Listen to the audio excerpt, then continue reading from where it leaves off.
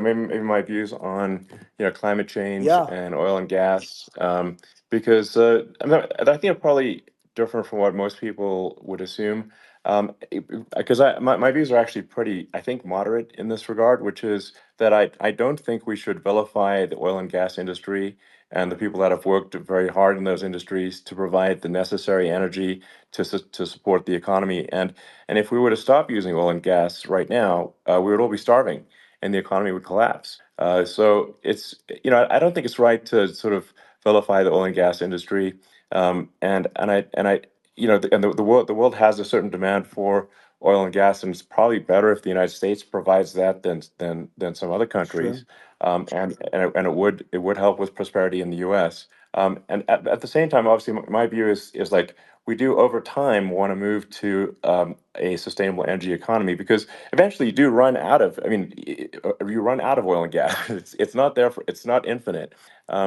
And there is some risk. I think the risk is not as high as a lot of people say it is with respect to global warming. But I think if you just keep increasing the parts per million in the atmosphere long enough, eventually it actually simply gets uncomfortable to breathe. People don't realize this. If you go past 1,000 parts per million of CO2, you start getting headaches and nausea. And so we're now in the sort of 400 range. We're adding, I think, about roughly 2 parts per million per year. So I mean, it still gives us. So what it means is like we still have quite a bit of time. But so there's not like we don't need to rush, and we don't need to like stop farmers from farming, or you know uh, prevent people from having steaks, or Right, basic stuff right. like that. Like you can leave the farmers alone, I agree. in How my opinion. crazy is that? Where I mean, you have farmers that are not allowed to farm anymore and have to get rid of their cattle, and the whole world is yeah, a that's little silly. crazy. But it's largely taken its lead from us. I do say though, I've heard in terms of the fossil fuel, because even to create your electric car and create the electricity needed for the electric car, fossil fuel is what really creates that at the generating plants. And so you sort of can't get away from it at this moment. I mean, someday you might be able to, but I do hear we have anywhere from 100 to 500 years left. Much of it hasn't even been found yet. Yeah. But there are tremendous, like Anwar. I got Anwar in Alaska approved. Ronald Reagan couldn't do it. Nobody could do it. Everybody tried. Nobody could do it. I got it approved. The first thing that Biden did was unimprove to get rid of it. He ended Yeah. it. His secretary went in and she ended it. And what a disgrace. That's Anwar. That's bigger, or they think it could be bigger than Saudi Arabia in Alaska. Could be bigger than Saudi Arabia. But they went in and they terminated it. And I'll get it going very quickly, because not only is it big for Alaska, I mean, you talk about economic development, that for the United States, I mean, that is, they say bigger than Saudi Arabia or the same size, and pure, Yeah. really good stuff.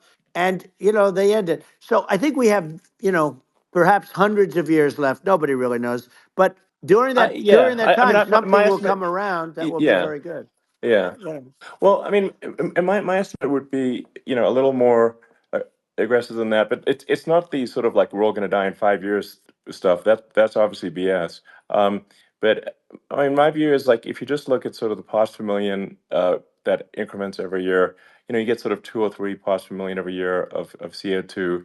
Uh, y- I mean, I think some of that it's problematic if it accelerates, if you start going from two or Right. three to say five, and then there may be some situations where you get just a step change increase in the CO2. Hmm. And I think we don't want to get too close to 1,000 ppm, because like that's actually makes it uncomfortable to breathe. Like just existing in 1,000 ppm CO2 is uncomfortable. That's like that's considered like an industrial hazard. Right. Just so it's that's actually, you start getting headaches and stuff. So it's even without global warming, it's not comfortable to live with. So you don't want to get too close to that. But I mean, I think we've got. I think we want to just move over, and like, and if I don't know, 50 to 100 years from now, we're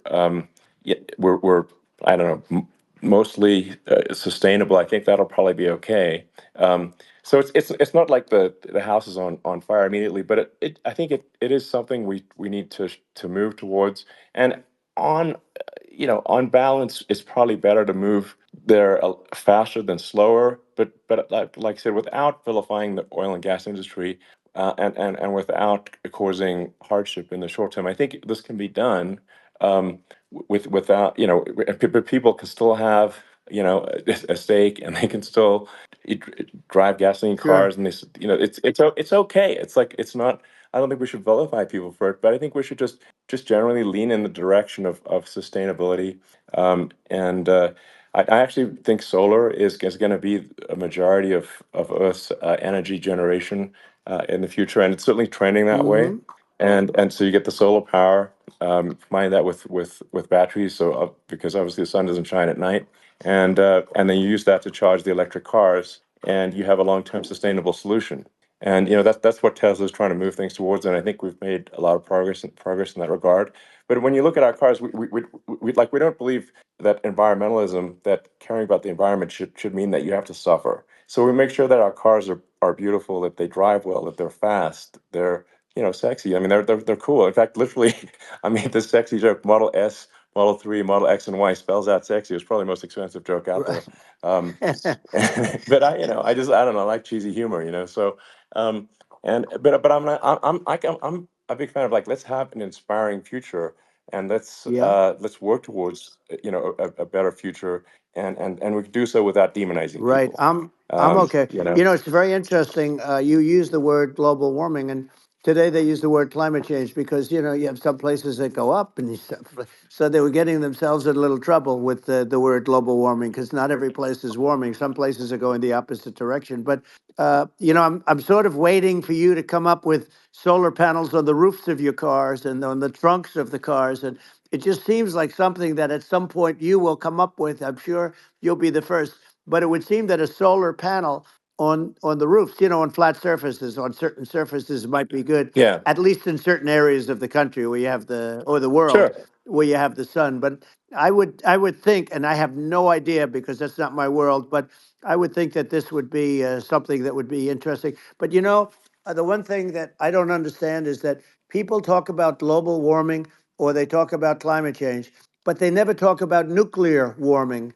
And to me, Sure. that's an immediate problem because you have, as I said, 5 countries where you have major nuclear, and probably some others are getting there, and that's very dangerous. That's where you need a strong American president because you don't want to have this proliferation. But you have 5 countries and getting more. China is much less than us right now, but they're going to catch us sooner than people think. They're way lower. Russia and us are number one, and I mean, we're sort of tied. And China is far behind, but they're developing at a level that you're not surprised to hear very fast. They'll end up catching up, maybe even Yeah. surpassing. But to me, the biggest Yeah. problem is not climate change. It's not, and everything's a problem, but it's degrees.